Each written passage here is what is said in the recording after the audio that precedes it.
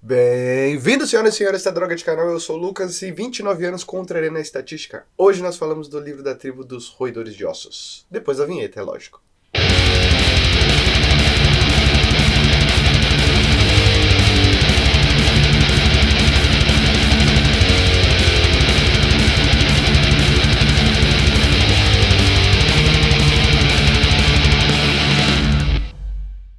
Duas coisas que eu preciso lembrar vocês. A primeira é para participarem da votação da Ordem dos Livros de 94 de Lobisomem Apocalipse. Lembrando que as votações elas vão até o lançamento do livro da segunda edição de Lobisomem Apocalipse, ou seja, até o lançamento do próximo vídeo desta droga.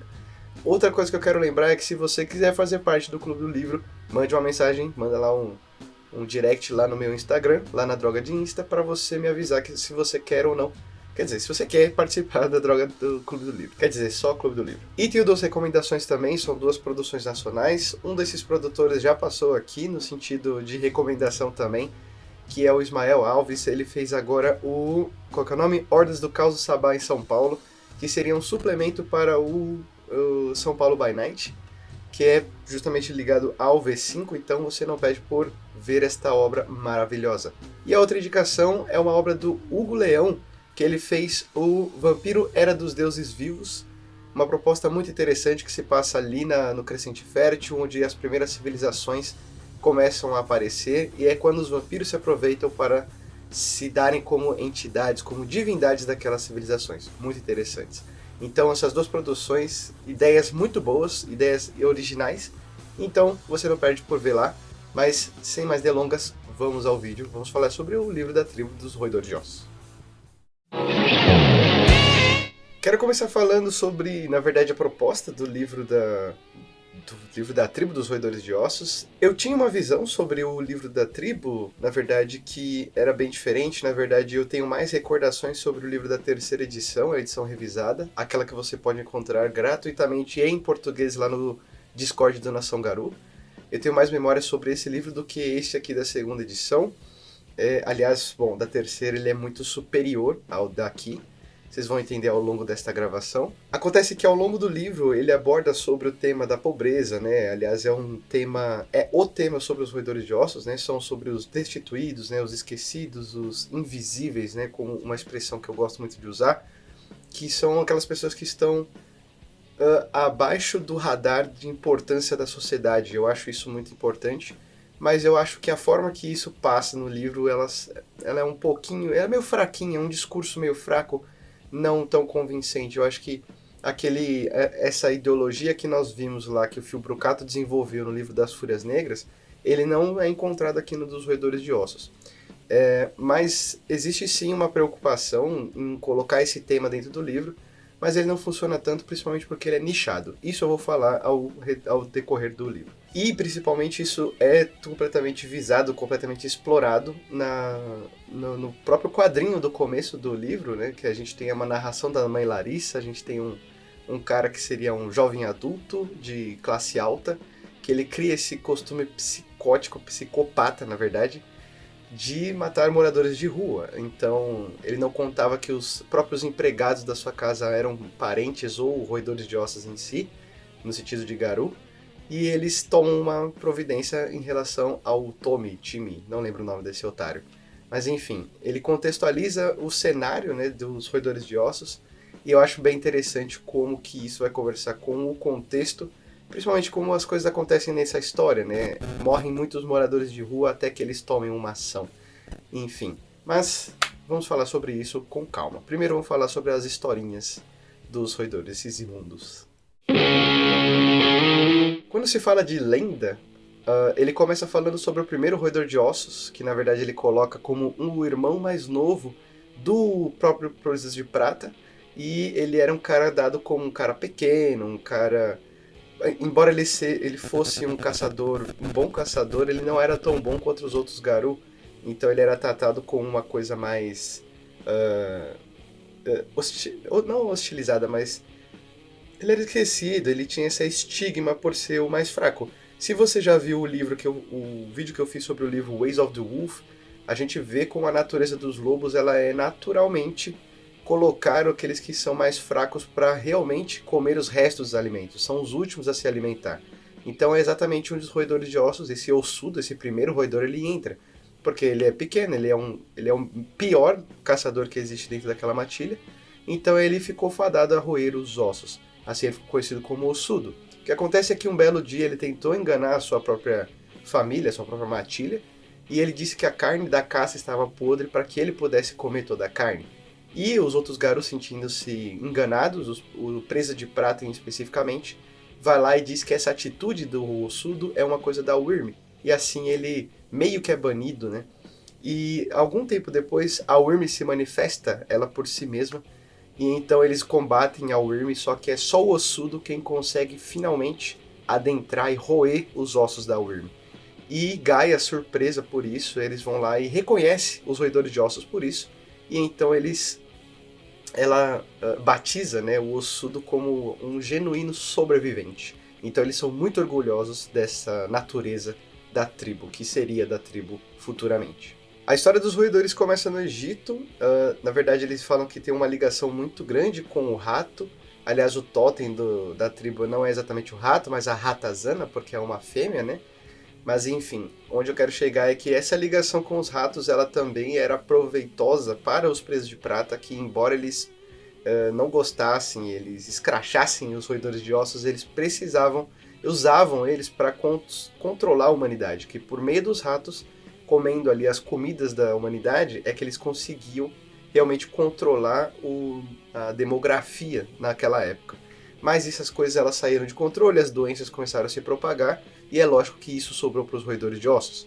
Assim eles se espalharam por vários lugares, pelo menos no começo da humanidade, eles se espalharam por onde dava, e eles saíram com os cris de fênix principalmente para os lugares mais gelados. Então eles também participaram das grandes navegações ali dos escandinavos, né? Então os crias de fênix também, mais uma vez, por mais que eles sejam essas criaturas orgulhosas e coisa e tal, eles contaram com os roedores de ossos, foram grandes parceiros nas navegações para que eles pudessem fazer suas expedições e principalmente os seus saques. Então olha só a hipocrisia, né? Ah, e isso também está ligado a uma ideia de escravidão, acho que não diz exatamente de onde vem, mas os episódios por eles virem do Egito, essa coisa dos saques e escravos, é uma coisa que a tribo, eles nunca admitiram de fato essa existência, mas isso eu vou falar mais pra frente. O que acontece depois é justamente essa propagação da tribo pelo mundo todo, as civilizações elas vão crescendo, vão tomando mais estrutura, e então os roedores de ossos, onde há pobreza, né, uma vez que nós temos classes sociais, então a pobreza, os roedores de ossos estão lá. E uma vez que eles estão lá, acontece, é lógico, das coisas piores, que é justamente a propagação novamente das doenças. E eu estou falando da peste negra. E a peste negra ela foi uma coisa um tanto quanto polêmica, porque muitas outras tribos culparam os roedores de ossos por terem começado a peste negra, essa relação com os ratiquinhos, também vou dizer isso mais pra frente, que é justamente essa coisa mais infecciosa, desculpa se eu errei a palavra, mas enfim, essa coisa mais viral. Então eles começaram a realmente caçar, justamente nessa época que eles não admitiam mesmo a existência dos Hatkin, não admitiam mesmo a existência dos roedores de ossos nas assembleias, nos grandes conselhos dos Garou. E isso realmente não faz sentido, aí que vem a contradição que eu digo, porque quem foram as grandes vítimas da peste negra foi justamente a classe baixa. Foram aqueles que passavam fome, eram aqueles que não tinham como se cuidar. Então, não tem uma relação, existe alguma coisa mal explicada aí. Algum tempo depois vem a Inquisição, e é nesse período que os roedores eles fazem um chamado, e eles se encontram todos nas catacumbas da Espanha, lugares cedidos pelos Nosferatu ali da região. É nessa época que começam os acordos, né, com esse clã, com os vampiros. E alguns Hatkin também, que sobreviveram, lógico, eles conseguiram guiar esses roedores para que eles se encontrassem de maneira segura. E nessas catacumbas da Espanha, durante a Inquisição, é que eles fizeram um acordo que seria o Pacto do Homem. O Pacto do Homem é justamente essa cessão de auxílio à humanidade. Porque isso estava custando muito caro a eles, ao mesmo tempo que eles também tinham um pacto que não mais se alimentariam dos homens. Aliás, isso é importante dizer, porque a parte da litania que diz que não comerás a carne dos humanos ela não existe na litania, como eu disse agora. Então, esse negócio do Pacto do Homem era uma coisa meio que exclusiva até chegar à segunda edição para os roedores de ossos. Olha só que interessante. O que acontece é que a situação estava muito feia para os roedores ali na Europa. E, bom, se a gente está falando de Inquisição, então não demorou muito tempo para que as grandes navegações também chegassem. Quer dizer, a gente está falando de uns 200, 300 anos depois para que chegassem as navegações, mas que seja.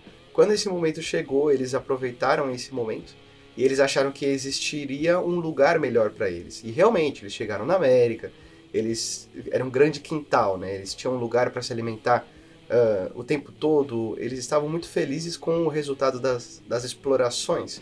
E então é que eles decidiram ajudar, de fato, na construção ali do novo mundo. Não do novo mundo em si, mas do novo mundo europeu, se é que você me entende.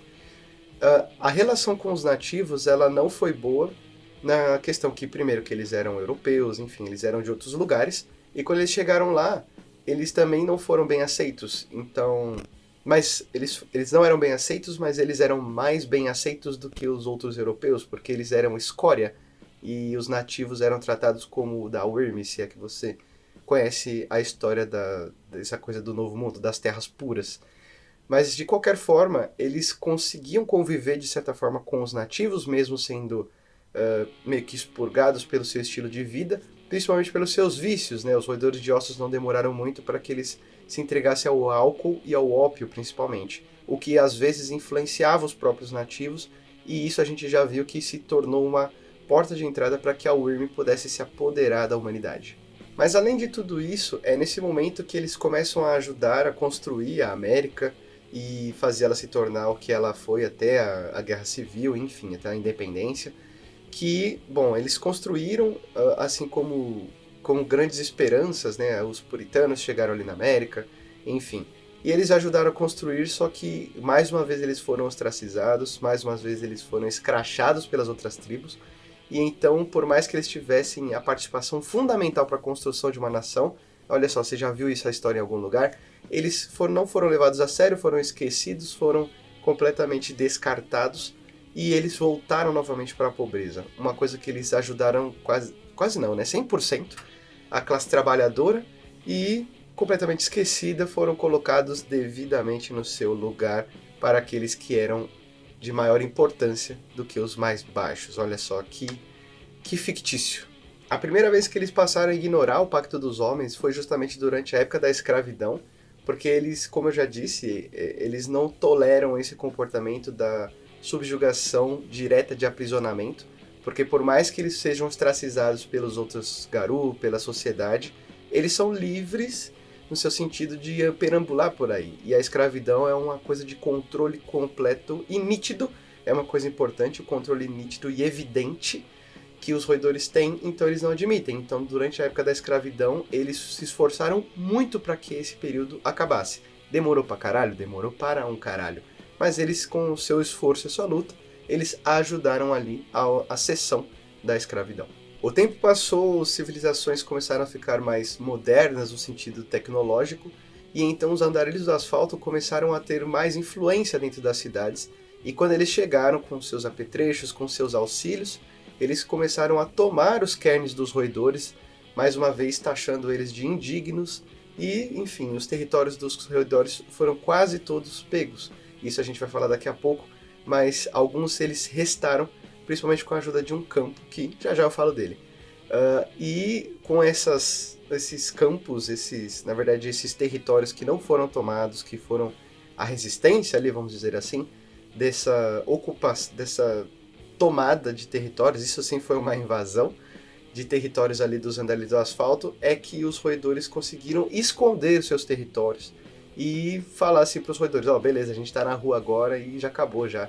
É só você ver o cairn de Nova York, o cairn dos verdes, do verde, seja lá como seja a tradução adequada para isso, que ela é tomada conta justamente pelos roedores. E os andarilhos do asfalto, por mais que eles tenham uma grande participação para manter aquele cairn vivo, eles não dominam aquele lugar. E por conta dessa influência toda nos campos corporativos dos andarilhos do asfalto, é que surgiram grandes nomes de parentes dos roedores justamente nos campos sindicais, nos ativistas trabalhistas, e eles começaram ainda nessa ideia de escravidão, começaram a lutar justamente pelo direito das suas linhagens, né, dos seus parentes. E isso é muito importante porque, por mais que eles tivessem esse pacto do homem, ele meio que foi ignorado, ele meio que, é o seguinte, nós não vamos ajudar a humanidade, mas aí parece que é uma coisa da índole dele, na verdade é uma coisa do próprio Totem que apadrinhou a tribo, que faz todo sentido, já já eu falo sobre a Ratazana, mas eles têm esse caráter acolhedor que nenhuma outra, talvez os filhos de Gaia tenham, mas nenhuma outra tribo tem tanto quanto eles. E falando em Nova York, é quando eles fazem o pacto, olha só que interessante, eles conhecem os Nosferatu ali da região, eles fazem ali acordos de beleza, nós podemos conviver, já que nós dois somos os escórias ali da sociedade das nossas respectivas classes de criaturas da noite, né? Então eles começaram a conviver e trocar informações uns com os outros. Aliás, aqui é dito que depois que os Nosferatu ficaram sabendo da chegada de um possível apocalipse, é que eles começaram a construir fortalezas subterrâneas em Nova York. Quero lembrar vocês que aqui em 94, as informações que nós temos em Nova York, nós não temos quase nada aqui de Nova York, a não ser de lobisomem, mas nós não temos mais informações sobre vampiros. Mas o que nós temos de informações é que o Nova York é um território do Sabá, e se você já manja de lore, você sabe muito bem o que tem nos subterrâneos de Nova York.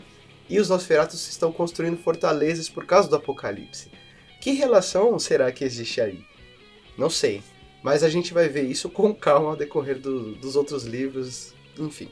Segura a criança aí, gente, segura. Já falando sobre o século XX, né, que é onde passa no final do século XX, 94, que é o lançamento do livro dos Roedores, né, a gente tem uma participação deles nos conflitos internacionais. Então eles vão participar da Primeira, Segunda Guerra, Guerra do Golfo, Guerra do Vietnã, Guerra Fria, que, enfim, né, com espiões e coisa e tal. Aliás, eles sofreram com a Guerra Fria por serem completamente espionados e presos e torturados enfim, a gente já sabe como a Guerra Fria era completamente paranoica em relação à invasão comunista e vice-versa no campo da Rússia.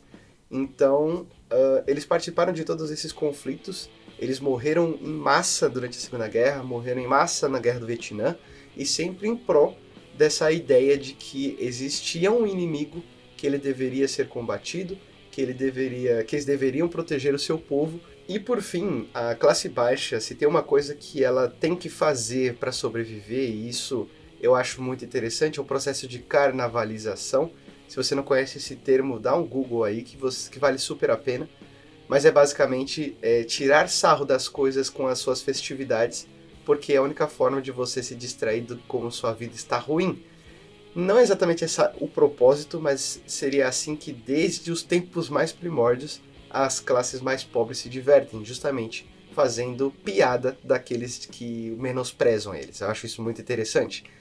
E os roedores, eles fazem justamente isso. Eles contaram com o rock and roll, eles contaram com o movimento hippie, as drogas, para servir de entretenimento para eles. E algumas dessas brincadeiras, aliás, elas persistem até hoje na tribo. Vou dizer isso mais tarde. Embora a tribo seja conhecida por ser desorganizada, ser uma coisa completamente não estruturada, conhecida por não reconhecer a litania, nós vamos ver isso mais tarde, existem os campos, e esses campos eles são de grande importância para algumas movimentações da tribo, né? Aliás, o objetivo dela em si é a própria sobrevivência. E o combate ao Wyrm também, né? Mas eles têm mais uma prioridade pelo acolhimento e sobrevivência do que qualquer outra tribo possa, enfim, combater a Wyrm tão seriamente quanto eles têm para sobreviver. E pensando nisso, nós temos o primeiro campo que é apresentado, que é justamente o capuz, que é essa ideia do Robin Hood, né? Que é roubar dos ricos para dar para os pobres, mas a ação do campo não acaba aí, porque eles auxiliam aqueles que são desfavorecidos, pobres, mas eles possuem uma restrição que, bom, encare como você quiser, eu não concordo tanto, que eles deixam de ajudar aqueles que não querem ser ajudados, aqueles que se entregam a vícios, aqueles que menosprezam seus próprios filhos e família para poder, enfim, fazer os seus próprios desejos, né? Então o capuz, eles não ajudam esse tipo de gente, eles prezam por aqueles que realmente se esforçam e batalham para conseguir alguma coisa. Os desertores, eles seguem uma ideia de pelo menos assim dizem, né, que eles buscam um lugar ideal fora do mundo físico. Eles são exploradores umbrais e eles dizem, né, que eles buscam um lugar adequado, que os roedores de ossos sejam finalmente aceitos, né? Sejam isso nas terras do verão, enfim, nas terras ancestrais que existem na Umbra. Ninguém sabe ao certo o que eles buscam, mas eles são exploradores umbrais e, bom, é meio triste, né, pensar nisso. Os delatores, por outro lado, eles são aqueles que, como eu havia dito, né, os roedores de ossos não são exatamente formados exclusivamente pelos moradores de rua e desabrigados, mas por aqueles que são das camadas que nós, infelizmente, consideramos como as mais desimportantes. E isso inclui os faxineiros, os estoquistas, os caixas de supermercados, enfim, todos aqueles que a gente não olha e muita gente não dá nem mesmo um bom dia. E para eles é perfeito essa situação, porque eles conseguem ficar nessa situação invisível e coletar informações para que eles possam combater a corrupção da UIRM em seus graus mais requintados. Assim, buscar informações de corrupção mesmo financeira em grandes corporações, saber de segredos para fazerem chantagens. Muito interessante. Aliás, dizem que os delatores são os responsáveis pelos próprios andarilhos de asfalto não terem tomado todos os cairns, todos os territórios dos roedores, porque eles conseguiram manter essas informações secretas e os andarilhos eles ficaram moscando, achando que tinham pego todos esses territórios. Agora a gente fala de um campo que ele vai começar a chegar uma ideia que eu vou falar lá no final mais profundamente, que é justamente essa americanização que nós temos do livro da tribo dos roedores de ossos, que é esse campo chamado Frank Wheeler's, que é baseado numa obra de uma autora norte-americana, de umas crianças que ficam no museu aprendendo sobre algumas coisas. E esse campo, para refletir, né, refletindo essa ideia, eles são roedores que, enfim, eles dormem em bibliotecas, em teatros, em museus, em galerias de arte, e eles são muito cultos, e eles buscam esse conhecimento para poder instruir outros roedores e outros parentes, a fim de que eles também tenham acesso à cultura. Isso é muito interessante, mas o problema está no nome, na minha opinião. É impossível a gente falar sobre classe baixa, falar sobre desabrigados e não falar sobre a fome, e nós falamos sobre esse campo que são os antropófagos. Acontece que a fome bate tão forte em alguns roedores de ossos que eles sentem a necessidade de se alimentar a qualquer custo, e isso significa se alimentar da carne humana. É claro que esse comportamento ele é completamente julgado e proibido dentro da tribo. Eles não gostam disso, eles até têm um ritual para identificar aqueles que consomem a carne humana e eles simplesmente eliminam aqueles que fazem essa prática. Mas nós temos um campo, na verdade, por mais que os campos eles soam como organizações dentro da própria tribo. Os antropófagos aqui nesse caso não me soam como uma organização, mas como pessoas que praticam isso por conta da fome. Não me soa como se fossem realmente roedores de ossos que se juntam para fazer isso, nós estamos organizados para poder comer. Não me soa, mas para você soa, então deixa um comentário aqui falando sobre isso, mas nem me parece um campo isso aqui. Mas por estarem no campo de campos, então talvez eu esteja errado. Para estar errado é mole, gente. E o último campo que nós vemos são os caipiras, que eles são dados dessa forma justamente porque eles não são urbanos. Aliás, os roedores de ossos, eles, como eu disse na história, eles são formados a partir das civilizações, né? Não precisam, né? Eles estão acostumados a estar ali onde os dejetos eles são completamente aproveitáveis e as áreas, o que faz todo sentido, aliás, as áreas selvagens eles são ocupadas pelas outras tribos e nós temos apenas uma tribo que é realmente urbana, que são os andarilhos do asfalto. Então é mais fácil ficar ali porque é só uma tribo enchendo o saco deles, né? Ao contrário na área selvagem que seriam todas as outras 11 tribos, enfim. E esses caipiras, eles são justamente os roedores das áreas rurais, e eles são conhecidos por terem alianças com, possivelmente, né, com Fiana e com Garras Vermelhas, olha só que surpresa. E eles também são conhecidos por produzirem sua própria bebida alcoólica, e eles festejam muito. E uma coisa interessante é que eles são muito presentes nas montanhas Apalache, e nós vamos ver algumas, ou não, né, dessas informações no Raid Across Appalachia. Não sei, eu nunca li esse livro. Tudo bem que nós falamos sobre todos os campos, mas nós temos uma outra organização, que seria o Anel das Sombras. Na verdade, esse Anel das Sombras é um boato, ele não é um campo, ele é mais como uma sociedade secreta dentro da tribo. que dizem que alguns anciões, eles têm contam como servos, alguns Hatikin, alguns dizem que até Nosferatu podem ser alguns desses servos, e eles fazem suas operações em prol da tribo. E eles todos são identificados como um círculo preto marcado no peito. E, bom, dizem que são boatos e que eles são grandes guerreiros, grandes influenciadores dentro da tribo. Mas, como eu disse, é só um boato.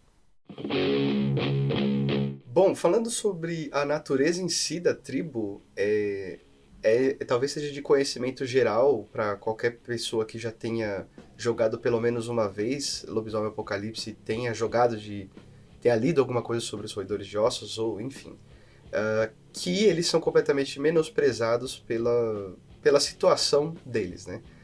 Infelizmente a história dos roedores ela é completamente injusta e de poucas glórias, então as outras tribos elas não os merecem. Aliás, é assim que se busca renome dentro do cenário de Lobisomem Apocalipse, pelas glórias. E os roedores de ossos eles não se importam muito com isso, isso é uma temática muito importante. Então eles são completamente ostracizados, eles são desmerecidos, e você pode ver pelos garus mais notáveis e poderosos de todas as tribos, quando a gente chega na Mãe Larissa, que é uma personagem importante, principalmente ali em Nova York, ela não é de quinto posto, ela aparenta ser uma garu muito velha, e ela é de quarto posto, né? Então você vê ali a discrepância quando você vê até mesmo garus mais novos em todas as outras tribos, em que você tem lobisomens que são mais novos do que essa Mãe Larissa, mas eles ocupam cargos, ocupam o quinto posto, de uma forma que você talvez possa entender depois dessa explicação do desmerecimento da tribo, né? Mas fazer o quê? E é justamente nesse momento que eu falo sobre os totens, né? O totem da Ratazana é um dos grandes totens que eles seguem. Os outros são, por exemplo, deixa eu dar uma colada aqui, o sonho americano, por exemplo, né? Que ele se agarra justamente nessa ideia que eu disse para vocês de que eles construíram a América, eles têm uma fé de que as coisas vão melhorar, enfim, que a América é um lugar genuíno para as pessoas independentes, que esse negócio a chance de pursuit of happiness, né, que é uma coisa da Constituição, uma coisa meio Thomas Jefferson, enfim.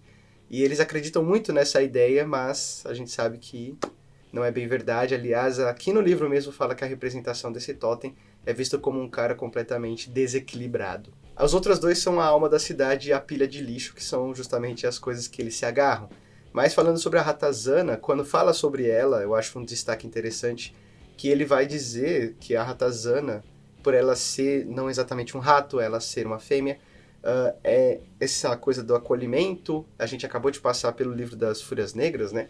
Então a gente tem essa noção de que essa ideia do acolhimento talvez seja pelo fato dos roedores serem assim, então a Ratazana acolheu eles, ou eles se tornaram assim porque a Ratazana os acolheu. O que será que acontece? Mas eles gostam muito desse totem porque essa ideia de prover a independência, a sobrevivência e cuidar dos seus, porque se eles estiverem independentes, eles simplesmente não sobrevivem. Eu acho essa ideia do caralho e é muito verdade. Isso sim é um reflexo sobre a pobreza, porque, cara, sozinho ninguém sobrevive. Existe uma parte interessante que ele fala sobre a litania, e a litania não é sobre o ponto de vista dos roedores de ossos, na verdade é um relato de um senhor das sombras, aparentemente de Nova York, mandado a alguma seita dos roedores dali da região, a mando do Morning Kill, que é um preso de prata. A gente viu isso lá em Rage Across New York, mas enfim. Nesse contexto ele vai lá e conhece e faz algumas observações segundo as pautas da litania. E ele vai pontuando cada uma das coisas como os roedores não obedecem essa litania. E, bom, enfim, esse Senhor das Sombras hoje ele está morto, porque finaliza todos esses relatos com um roedor de ossos dizendo que, ó, o que eu faço com esses...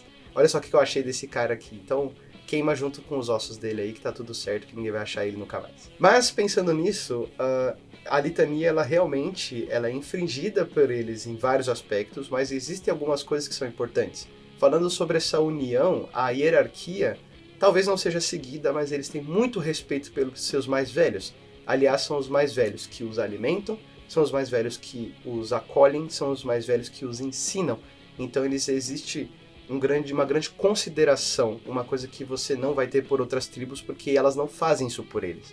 Então existe sim uma certa hierarquia, vamos dizer assim, mas ela não é baseada em exatamente glória e coisa e tal, é mais baseada no respeito. Porém, eles desobedecem e muito aquela parte da litania que fala que não cruzarás contra o Garou. Aqui diz no livro bem, quase letras garrafais, em neons brilhantes, que os roedores de ossos, eles realmente gostam de trepar, eles gostam de se multiplicar, e que essa coisa de não cruzar contra o Garou, eles simplesmente não se importam, e é isso aí, a vida que segue. Também é dito que, voltando sobre o assunto do Pacto do Homem, cada roedor de osso, ele possui um núcleo de família, e ele desobedece esse Pacto do Homem de não interferir nas ações dos homens, né, no sentido de auxiliar e não comer a carne dos humanos.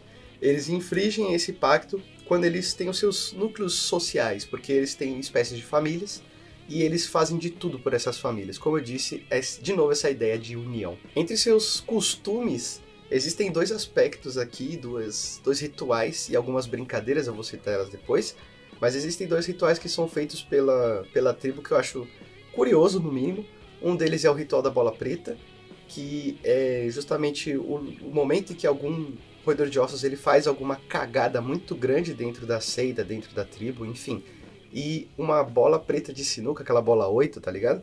É presa no pescoço do cara, ou da mina, e então ele fica marcado e todos os outros roedores de ossos, eles sabem que aquele sinal indica que ele fez alguma merda e eles não vão ajudar aquele roedor. E então ele cai no ostracismo dos ostracizados, olha só que interessante. E o outro ritual é a grande dança, acho que é isso mesmo, a grande dança.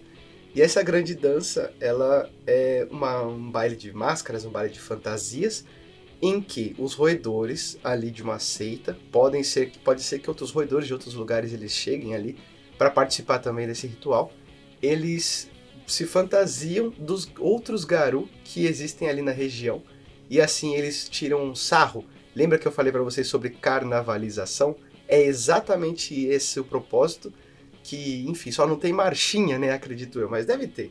E durante essas danças, esses bailes, eles tomam uma bebida chamada Moonlight, que não faço a mínima ideia, não descreve o gosto dessa porra, mas é disso que eles ficam embriagados, e eles festejam com isso. E é assim que eles se divertem. Aliás, existem duas outras brincadeiras que eles fazem, uma delas é o surf metroviário. Então, se você é do Grande ABC Paulista, ou se você conhece alguma coisa do tipo, eu não sei como seria nos outros estados, eu sei por aqui que por muito tempo existia um costume das pessoas pegarem carona nos trens em cima dos vagões, né? Na Índia é muito comum isso daí, né? Mas as pessoas elas faziam isso mais por diversão do que qualquer outra coisa. Algumas faziam por necessidade, é lógico, mas algumas faziam por diversão, muita gente morreu eletrocutada, enfim, o bagulho é perigoso pra caralho mesmo. E a outra coisa que eles fazem seria o esconde-esconde anual, que é muito parecido com uma prática que eu descrevi lá no livro do clã do Nosferatu. Então olha só como uma cultura influencia na outra, né? Apesar de no livro do clã Nosferatu não falar nada sobre esses lobisomens, né? Outra prática que, na verdade, ela é muito eficaz, a corrente dos latidos é uma coisa muito interessante, na verdade é uma das coisas mais interessantes que existe dentro da tribo, que é uma corrente de latidos, sabe quando você tá andando na rua, começa um cachorro latir pra você, aí começa outro, e fica literalmente aquela cachorrada da porra na rua, aquele caos. E aqui no livro é justificado, né, como na verdade, uma corrente de comunicação, né? Que os cachorros eles estão tentando comunicar alguma coisa. E essa corrente ela é organizada pelos Galliard, roedores de ossos. Eles usam os cachorros para transmitir mensagens. E apenas os roedores de ossos são capazes de entender essas mensagens. Olha só que interessante. Então, quando algum cachorro late para você, na verdade, você está cagando, meu querido. Ele está se comunicando com os roedores. E é melhor você tomar cuidado. E, por fim, um costume dos roedores, né, porque é uma coisa que eu acho bem interessante, é que eles gostam de... aqui é traduzido como bugigangas, eles gostam de colecionar coisas. Essas bugigangas que eu gosto de falar, tranqueira mesmo, essas tranqueiras, tipo, são coisas que eles descrevem, que são não tão valiosas a ponto de ser tesouros, mas não tão ruins a ponto de ser lixo. Então, por exemplo, aquele relógio que é de alguma família importante, aquela figurinha assinada, aquela figurinha amassada, assinada por aquele jogador de beisebol que, enfim, se afundou nas drogas, caralho, a quatro, enfim. Esse tipo de coisa eles gostam de colecionar. É apenas um costume que eles têm. E se você quiser agradar um roedor de ossos, é só você dar, sei lá, uma figurinha autografada pelo Pelé, por que não? Ou pelo Maradona, tanto faz. É só agraciar ele que dá tudo certo. Essa parte do livro eu quero dedicar à reflexão sobre a pobreza que o próprio livro propõe. Eu já vou adiantando para vocês que ele abre essa reflexão com uma espécie de poema, assim ele se autodenomina, de um roedor de ossos falando sobre a própria situação dele, mas é um texto muito fraco, e você realmente não sente... Cara, não é que é a verdade que você não sente, mas você não sente uma coisa que é real. Entende essa diferença de verdade e real? No sentido de que aquela pessoa que escreveu, você vai me desculpar, Sam Chubb, que é o cara que escreveu o livro da tribo, mas eu não sinto a verdade, eu não sinto que realmente ele tenha entendido, ou ele se expressou mal, sabe? Mas não tocou, não é uma coisa muito, sei lá, muito verossímil, eu gosto dessa palavra, que você possa realmente falar, olha só, foi uma pessoa que passa por uma necessidade de rua que escreveu isso. Então você lê e você fala, tá bom, poderia ser um texto melhor. E essa é a impressão que eu fico. As reflexões sobre a pobreza, elas não são, pra mim, não achei uma coisa muito profunda, coisas que realmente fazem você refletir, como o livro das Fúrias Negras que eu disse no vídeo passado, então ficou devendo. Outra coisa que é sobre essa situação é justamente sobre a não admissão da escravidão que a tribo tem, e essa coisa do pacto do homem que eles quebram o tempo todo porque eles não conseguem deixar de ajudar os outros. E eu acho isso uma coisa muito interessante, porque isso foi o que encadeou eles terem participado das grandes guerras, eles terem lutado pela escravidão. E, bom, tirando a escravidão, eu acho que o fato deles lutarem em guerras principalmente é que reflete como essa boa intenção ela é completamente manipulada, ela é completamente usada para aqueles que querem usar os roedores de ossos para os seus próprios interesses, né? Você vê que como esse livro é americanizado, os roedores de ossos eles compraram todas essas ideias, eles lutaram não, né? Mas eles investiram contra a Guerra Fria, eles lutaram na Guerra do Vietnã, que eram justamente esses inimigos comunistas. Então veja só como toda essa boa intenção ela pode ser manipulada. Aliás, eu estou falando óbvio aqui, né? E eles acabam, achando que realmente os Estados Unidos entrou em guerra porque eram nazistas e não existia interesse econômico nisso. Então olha só como essa ingenuidade ela não traz glórias exatamente para os roedores, né? E eles acabam sendo manipulados, acabam sendo usados e descartados mais uma vez. Se isso é proposital, Sam Chubb, um grande beijo pra você é um gênio. Mas se não foi, então, é foda, a gente fica cada vez com mais pena dessa tribo. E caso não tenha ficado claro, quando eu digo sobre a americanização da pobreza, é porque todo o livro da tribo, todo o livro do clã vai dizer sobre essa relação do clã em relação ao mundo. E, cara, quando ele vai falar sobre outros lugares, é incrível como eles monopolizam a pobreza nos Estados Unidos, no sentido de que parece que a pobreza nos outros lugares não importa. Cara, se você já leu esse livro, você sabe o que eu tô falando, mas quando eu falo ler o livro, é ler o livro mesmo, né, de cabo a rabo, não é pegar essa parte aí da geografia mundial e ver como que as coisas são, mas existe um foco muito maior na pobreza americana do que em qualquer outro lugar do mundo. Coisas que a gente vai ver de foco maior na Europa, nem isso tem aqui. Ele foca muito mais a pobreza americana, não é nem Canadá, nem México, não é América do Norte, estou falando de americana. E ele chuta o balde, ele cagueando para a pobreza dos outros lugares. No sentido de que os roedores talvez não sejam tão roedores por não serem americanos. Bizarro. E por fim, eu tenho uma notícia ruim, né? Se você nunca leu esse livro, é que os roedores de nota, eles são, novamente, referentes aos Estados Unidos. Todos, sem exceção, eles são referentes aos Estados Unidos. E, por eles falarem sobre coisas que são mais do mesmo, a luta, não que isso não seja importante, mas a luta do merecimento, da sobrevivência, mas é muito chovendo molhado, então eu não vou citá-los, não vou deixá-los mais notórios, infelizmente. E é isso, nós partimos para as considerações finais. Bom, como todo livro, né, com quase todo livro, né, de clã, de tribo, nós temos novos dons, novos rituais, novas ferramentas para você usar como narrador ou jogador. Eu vou colocar com certeza na droga de página, na droga de Insta. Nós também temos modelos de personagem a serem usados, né, 5 modelos, um para cada augúrio, para ser usados dentro do livro. Nós temos uma ficha personalizada e é só. Eu não tenho considerações finais a fazer sobre o livro dos Roedores de Ossos. Eu não lembrava que ele era tão ruim, apesar das reflexões interessantinhas que existem sobre as condições da tribo em relação à nação Garou serem razoavelmente interessantes. Ele não é um livro bom, eu pelo menos não gosto e não recomendo. Eu recomendo arduamente que você leia o livro da terceira edição, disponível em português lá no Discord da Nação Garou. Não tenho mais considerações finais, apenas alguns lembretes de você ir votar na ordem de apresentação dos livros dessa droga de canal.